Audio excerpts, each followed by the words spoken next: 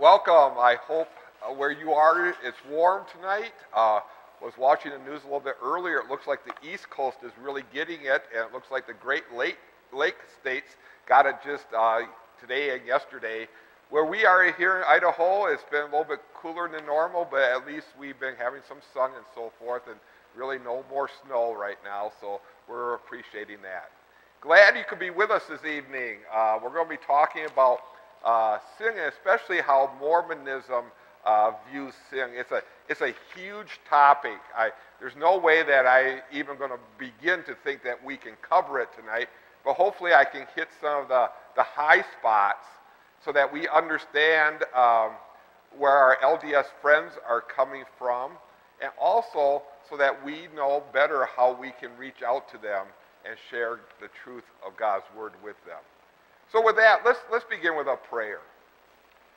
Oh Lord, again this evening we are so thankful that Jesus is our Savior, that He has come and paid for every last one of our sins. Oh Lord, we ask that you guide our discussion this evening, that you bless our discussion so that you are glorified, so that we appreciate all the more.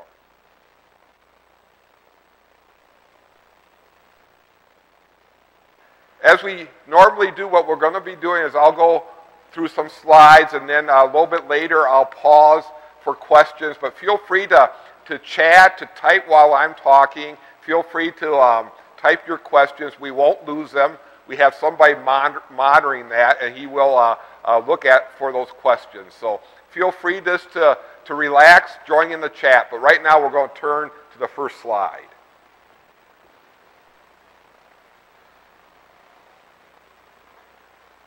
One of the reasons why, it's so important for us to see our sin is because if we don't see our sin, we won't appreciate our Savior. I always say it's kind of like a man who's swimming in the ocean, and he gets a cramp, but he thinks he can make it to shore.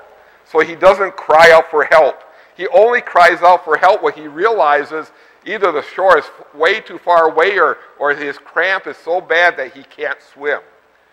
That's the situation we have to put people in, because by nature, they don't realize, first of all, the 2 points on the screen, how prevalent sin is in their lives. And the second point is how serious each sin is. That first point is what that Warmuck question dealt with. When I asked, how many sins do you estimate, a person might commit in a day, a year, in your lifetime. And again, from a biblical standpoint, that's probably even a foolish question to ask, because there's no way that we can count all of our sins. But just think about this. If a person committed one sin a minute, and that's very conservative, but if they committed one sin a minute, that's over 40 million sins in an 80-year lifespan. Just think about that. How many sins we commit. Our sins are very prevalent, and each one is very serious. But the problem is, in Mormonism, it blinds people to these 2 points. And I really, truly believe, after spending many years speaking with LDS friends and so forth, and people who are in Mormonism, I think this is one of the deadliest aspects of Mormonism. It just blinds people to their sinfulness. I've had more than one person who was in the LDS church, and after they saw the light, they saw their sins, they said they really never saw their sins before, until, in the LDS church, they would never even see their sins. They would have a hard time seeing themselves as sinners. So one of the deadliest aspects is how it blinds people to these 2 points. And what we want to do tonight, in just the next few minutes, is kind of look at how Mormonism does this, and then we'll discuss it. So one of the ways it does this is in its definition. Again, this is a book that I often quote. It's a really good resource because it's an LDS book, true to the faith. It's an LDS book, but it gives us their definitions of words. And in that book, this is how their definition of sin begins. When we willfully disobey God's commandments, we commit sin. We also commit sin when we fail to act righteously despite our knowledge of the truth. If you look at both of those sentences, I think the one thing that is the same in both of them is in the first sentence you have the word willfully, and then in the second one you have the phrase despite our knowledge of the truth. Although when you read items in Mormonism, when you talk with people in Mormonism, they will at times talk about sins of weakness, that they aren't really willfully disobeying God, they're doing it out of weakness.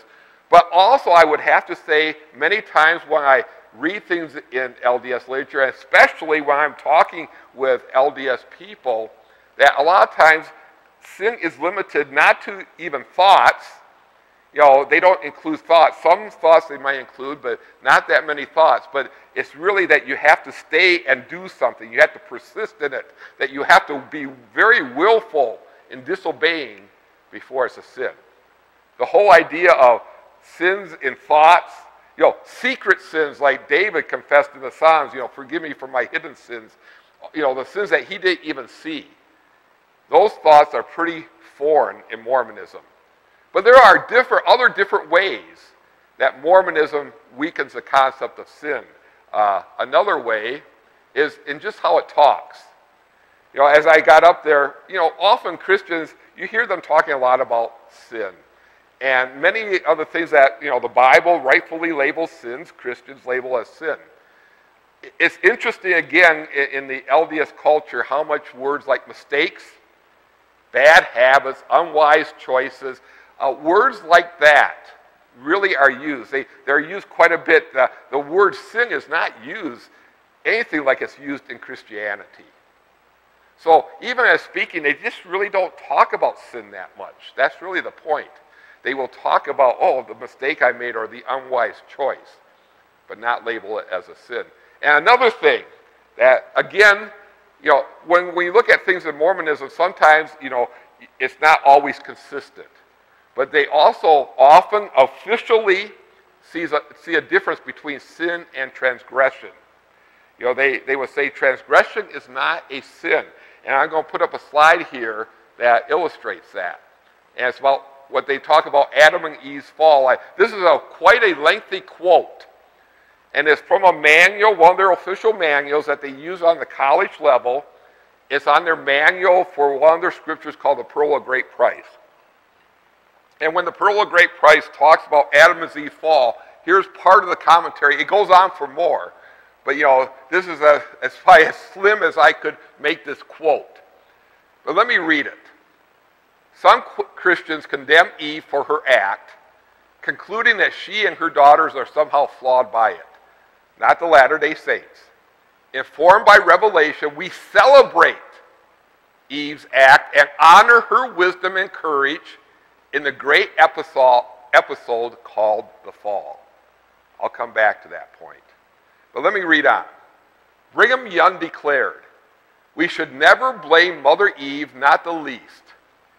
And then Elder Joseph Fielding Smith said, and here's the quote I really want to get to, I never speak of the part Eve took in this fall as a sin, nor do I accuse Adam of a sin. This was a transgression of the law, but not a sin. For it was something that Adam and Eve had to do. Now, I know some of you are probably just scratching your heads and say, how can they do this? Before I go to the next slide, I just want to emphasize this is a manual that they're using right now in 2013. I am not bringing up some old, dusty quotes. Some of these quotes are quite old, but they are being quoted in a manual that they are currently teaching from. A manual, you know, in fact, I just ordered another copy of it off LDS.org just yesterday to replace my other manual. And this was in that already. So as they talk about the fall, they really don't talk about sin. And let me go to the next slide. And again, I'm really summarizing here, but this is from the Book of Mormon. And in 2 Nephi it says, Adam fell that men might be and men are, that they might have joy. And it goes on how a fall was a blessing. And we say, how could the fall be a blessing? without going into a whole lot of detail, for somebody who is not from an LDS background, this is very hard for them to understand. But what it is in Mormonism, they include the idea of having children in the definition of being mortal. And they say that only through Adam and Eve's fall did they become mortal. That before the fall, they could not have children because they were not mortal. Now, we agree that Adam and Eve became mortal at the fall. But as every dictionary defines mortal, it means that you're going to die. It has nothing to do with reproduction, having children. Mormonism puts that into the equation, and therefore they say, as the last quote said, Adam and Eve had to do this because they had to have children so that everybody could progress and towards exaltation. And therefore, Adam and Eve did the right thing. They made the right choice by falling so that they could have children. Again, for somebody from not an LDS background, this is very, very hard to follow. But the point that I think the bigger picture, before we really get into the nitty-gritty about the fall, is that here's another example of how Mormonism weakens the concept of sin. In the Christian church, the fall is the greatest tragedy that has happened in the history of mankind. It is nothing that we celebrate. It is nothing that we honor Eve and Adam for. This is a vast difference between Mormonism and Christianity.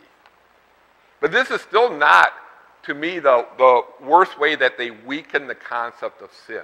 And again, like I said, in a little bit I'm going to pause and take your comments and questions. So let me just hit a few more slides here. This is the one thing that I think is especially, to me, is the most revealing, or maybe the most effective way that Mormonism with its people weakens the concept of sin. What I have up here on this slide is a quote by one of the general authorities from the last General Conference. So this is very modern. Every 6 months, the LDS Church has a General Conference where their leadership gives talks, and these talks are treasured. In this conference, in his talk, Elder Gay said, "We are to give up our sins, big or small, for the reward of eternal life. We are to separate ourselves from all worldliness and take upon us the image of God in all our countenances." And then the last part of this quote, "There are sins of commission and sins of omission, and we are to rise above both." Now again, if you hear this, especially that last sentence, but even the first sentence, we have to give up our sins. Doesn't that give you the impression that you have the ability not to sin? That it's possible for you not to commit those sins? And to me, this is the most deadly example of weakening of sin. I got a couple more examples. Here's some other ways that this comes out. Mormonism teaches that we can't be saved in our sins. Rather, we are saved from our sins. And again, from a non-Mormon, non-LDS perspective, we sit there, how are you saved from your sins? Does that mean that you no longer can sin? If you can't be saved in your sins, does that mean that you have to become sinless? Again, I have talked with LDS people who have taken that stand, who have said, you can't be saved while you are continuing to sin. Now, we would agree to a point in the sense that nobody is going to be, saved in the sense of when they are sinning frivolously and they just say, well, I believe in Jesus, but they continue to sin without fighting the sin. We would agree with that. But we also agree, as we're going to see a little bit later, that even when we fight our sinfulness, we can never stop sinning. And we're going to see that a little bit later. But look at the next point. It makes forsaking the sin one of the steps of repentance. We looked at this in a previous chat. But again, just think of that word forsake. The other word that is sometimes used here is the word abandon. Both of those are a complete dismissal of sin.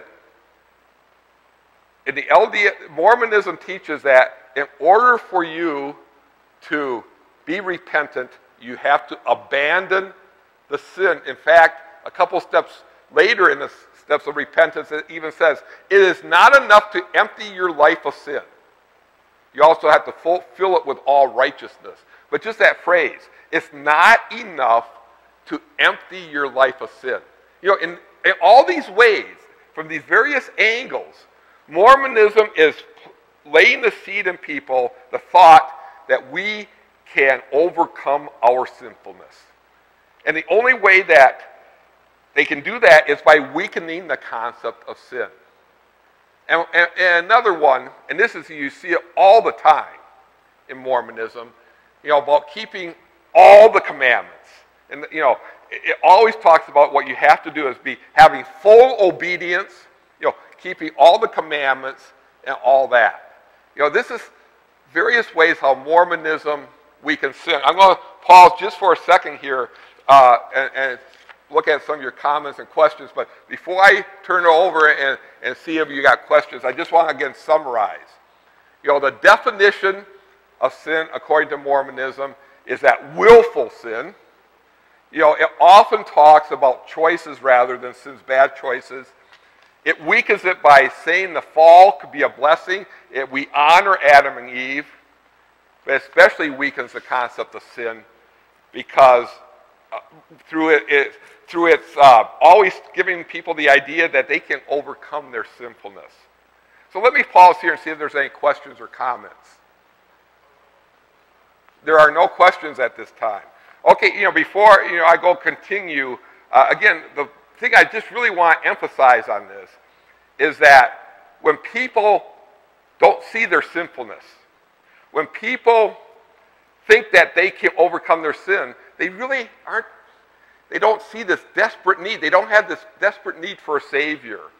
And that's one of the hardest things for us to overcome. Out of love, we need to show our LDS friends just how sinful they are. So let's now continue and look at what the Bible says about sin. First of all, the Bible emphasizes the prevalence of sin.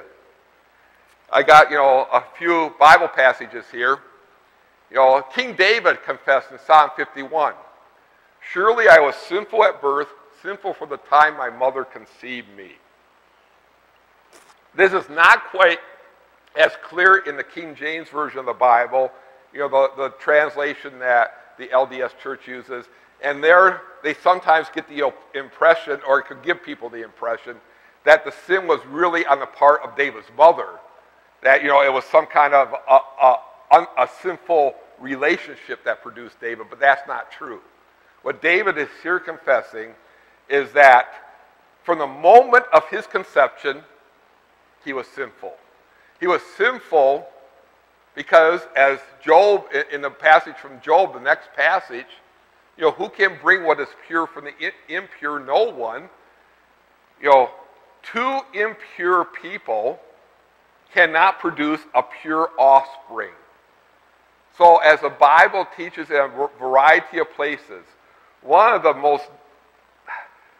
most tragic consequences of Adam and Eve's fall is that now, although Adam and Eve were created in God's image, if you go a little bit, few chapters later after the fall in Genesis 5, it says that Seth, his son, was made in, or was born in Adam's image, that sinful image.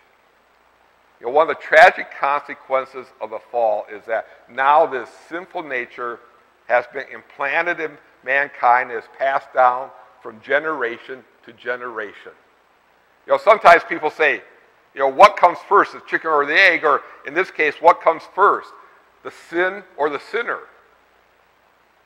And in some regards, we can say we are not a sinner because we sin. But as we look at these passages, we can see that we sin because we are sinners. From the moment of conception, sinful. That's just one of the ways that the Bible emphasizes the prevalent nature of sin. What it also does is, many of you are very familiar with.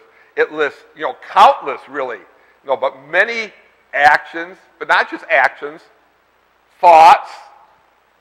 Whosoever looks at a woman to lust after her has already committed adultery with her in her heart.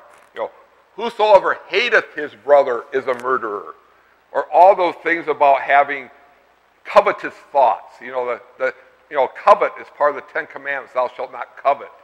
Or greed, or worry, and all those thoughts and motivations.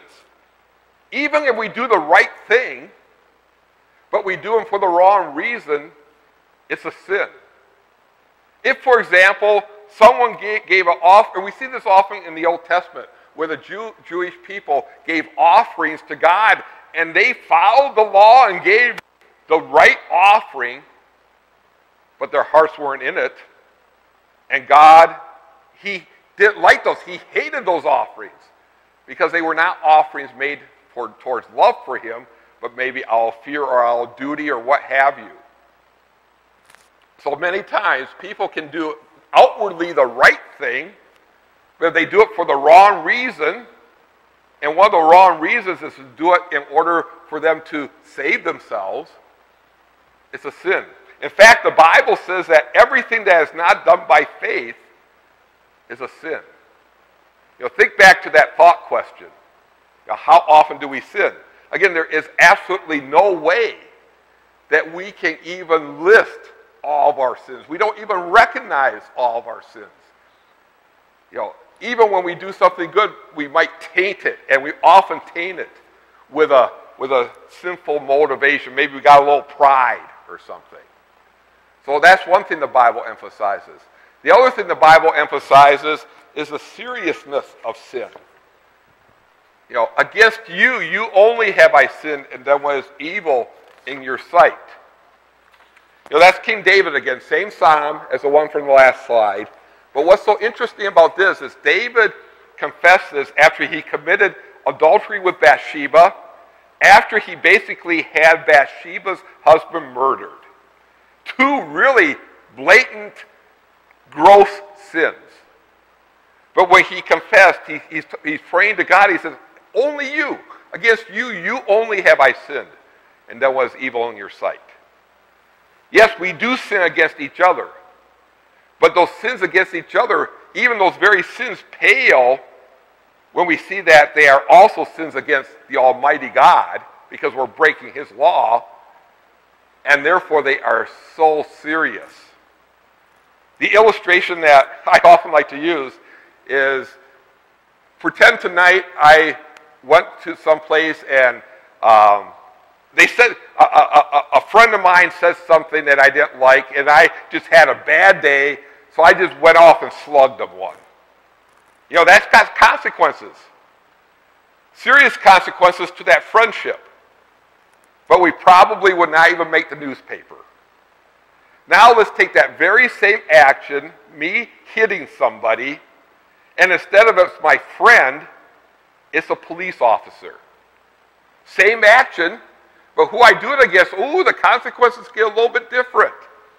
I probably won't be able to walk away from that one. I probably will be arrested. Now think, same action, but I do that against President Obama. I would make national news. It would be a long time probably before I would have freedom, if ever again. Same action, but who do I do it against?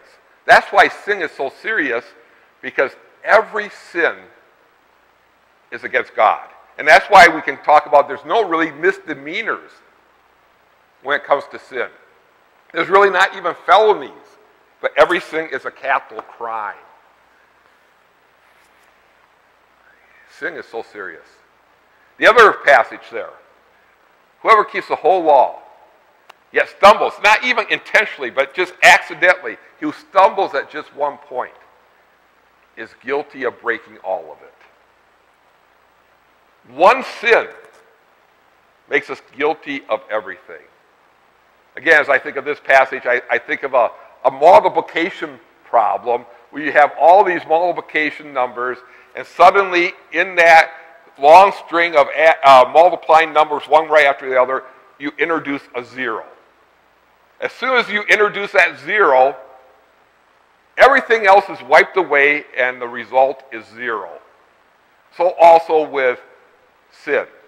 If there will be a case where somebody lived a perfect life, hypothetically, and yet towards the end of life they broke one law, they're guilty of it all.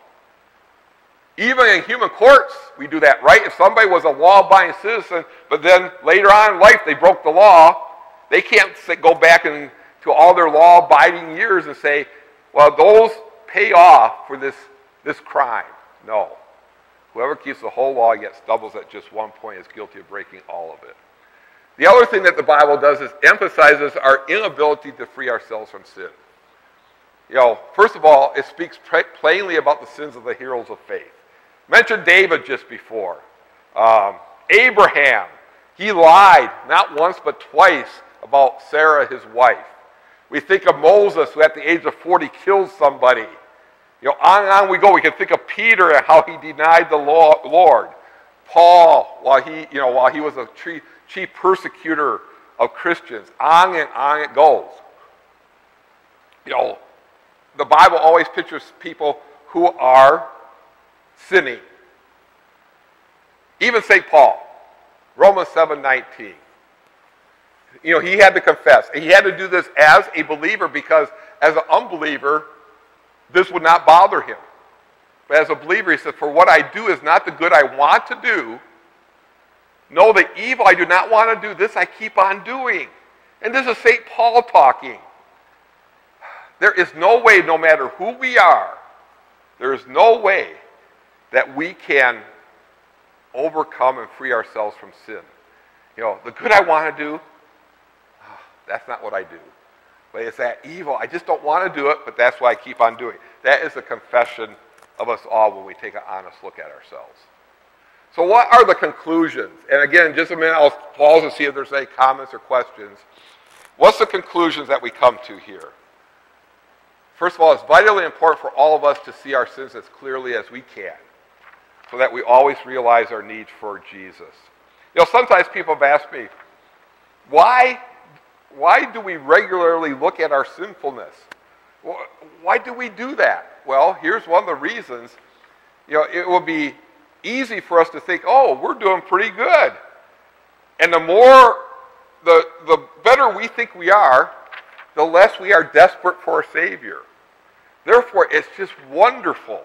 It is a healthy exercise to regularly look into the mirror of God's law, look at His commandments, take an honest evaluation of ourselves to see how far short we have, but always following that up with a wonderful message that Jesus has already paid for all those sins, that God, because of Jesus, when we are in Christ, He takes those sins and drowns them in the depths of the sea. Then we won't despair of our sinfulness, then we will be filled with gratitude for our Savior. So that's so important for us to do. The other important thing for us to do is we have to realize it's loving. It truly is loving to point out people's sins to them. If, and note the if is in capitals, if we are doing that to lead them to Jesus. If I am pointing out somebody's sinfulness to them just because I want to see them squirm, I just want to make them feel bad, that's not loving. But if I'm doing this to point them to Jesus, if I'm the surgeon who makes the cut in order to get the poison out for a healing process, then this is so loving to do. In fact, it is not loving to let people go their merry way thinking that they are good enough to be worthy in God's sight by what they do. That is not loving. That would be like a doctor who is afraid to tell his patient that he has cancer. So he just says, you're all right. It's okay. Your tests are okay. That would be the worst thing for that doctor to do as that patient dies of cancer. But that doctor comes in and says, I got some hard news. You got cancer. Here's the x-rays. But you know what? Here's the cure. I got the cure. And what's so wonderful about Christianity is the cure is painless for us because it was so painful for Jesus. but he bore those stripes. He suffered those whiplashes. He suffered the wrath of God, the pain for our sinfulness, so that we wouldn't have to.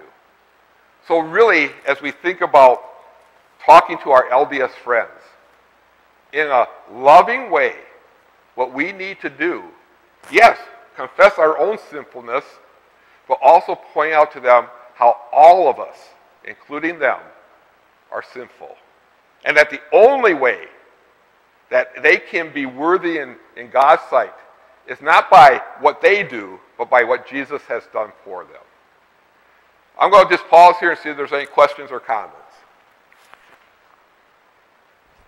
We have several questions. The first of which, let's see, is from Dave.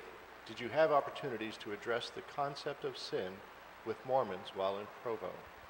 Did we have the opportunity to address the concept of sin when we were on the streets in Provo? Yes, we did. The way we did that was a little bit different. At least, everybody did it a little bit differently. But, a lot of us did it. And the way I did it personally is because all of our materials and all of our media pointed to a website that said beyeperfect.org. And what we would do is talk about, first of all, I would talk about my perfection in Christ.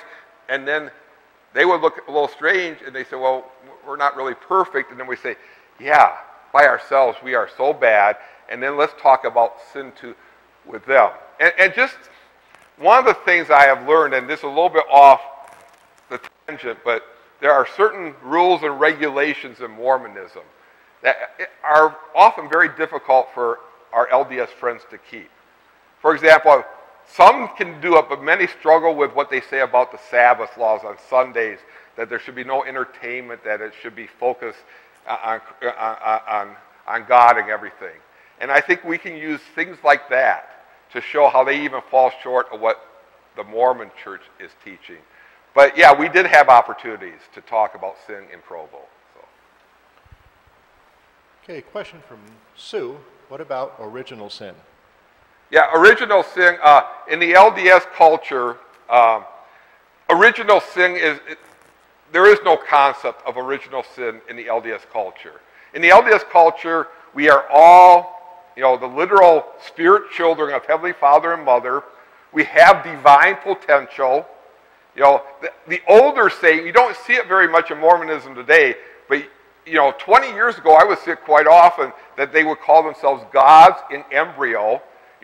So many in Mormonism, from little on up, they are taught that they are pretty good, that they are inclined to the good, and that they have to use their agency, which means that the ability to choose the right, that they are to use that agency wisely. But all this, diminishes what the Bible says about sin. Now, I have not found getting into original sin early in a conversation with an LDS friend of mine, with any of my LDS friends, very productive. I have found it more productive to, first of all, talk about what the Bible says about sins, and then work my way back and say, well, let's talk about all these sins, and then where does they come from, and talk about our sinfulness, our original sin. And while I'm talking, just one other thought, about original sin. In Doctrines and Covenants, one of their scriptures, I don't have it right here, but if you get that book, True to the Faith, I know it's on page 22, they quote this, but they believe that children cannot sin until the age 8. That children do not sin, and they cannot sin until the age 8. Now, I do know some of my LDS friends who don't believe that, but that is what Mormonism teaches. So the concept of original sin is just foreign to our LDS friends. Okay, question from Marge, who says, so in the eyes of a Mormon, it isn't all that difficult to be perfect if you aren't willfully doing things wrong. Oh, great comment, Marge. I have not, I correct myself. I have talked with many, many, many LDS people. I can think of one person who smiled at me when I asked him if he still sinned. And he wouldn't answer me. But his body language and his, I will have to call it a smug smile, relayed to me that he didn't think he sinned anymore.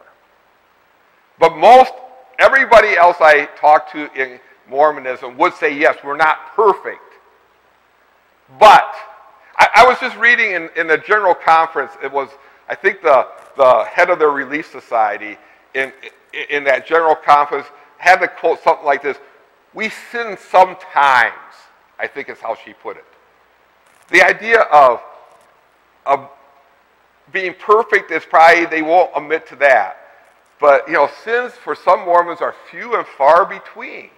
They really cannot see their sinfulness. I've had one very wonderful person who was very, very active in Mormonism, was a professor in Mormonism, who confessed to me that she did not really know that she was a sinner until her eyes were opened as she read the Bible. All those years, she never thought she was a sinner. So in some ways, it's pretty easy, but none of them will probably admit that they're perfect.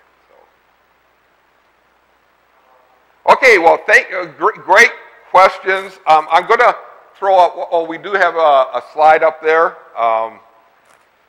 So in 2 weeks, we're going to have another chat. You see the times up there. Again, feel always free, to stay online and type in any